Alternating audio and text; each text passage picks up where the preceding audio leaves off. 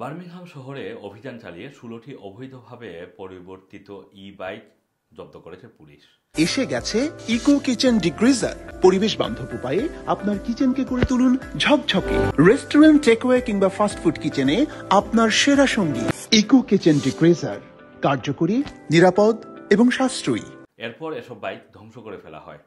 Birmingham city council জানায়, গত সপ্তাহে পরিকল্পিতভাবে চালানো এই অভিযানের মূল লক্ষ্য ছিল বিপজ্জনক এবং অতিরিক্ত গতিতে ই-বাইক চালানোর বিরুদ্ধে ব্যবস্থা নেওয়া।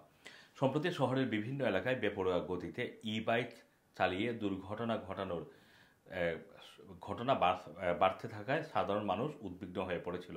এই কারণে এই উদ্যোগ নেওয়া।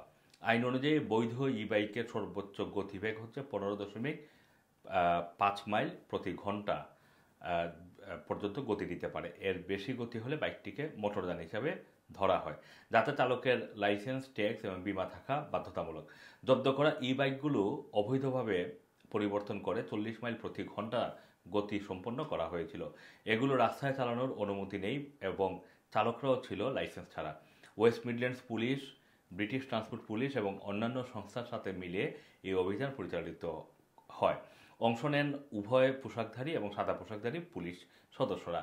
অভিযান চলাকালে অভিবাসন সংক্রান্ত চেকও করা হয়। সেখানে 3 জন সন্দেহভাজন অভিবাসন অপরাধে গ্রেফতার করা হয়েছে। শুধু বার্মিংহাম নয়, সাফক এবং নরফোক এলাকাতেও এই ধরনের অবৈধ ই-বাইকের বিরুদ্ধে সম্প্রতি অভিযান চালিয়েছে স্থানীয় পুলিশ। পুলিশ বলছে, জননিরাপত্তা রক্ষায় এই অভিযান ও তৎপরতা আরও জোরদার করা হবে। Assam Masum, Rana TV, London.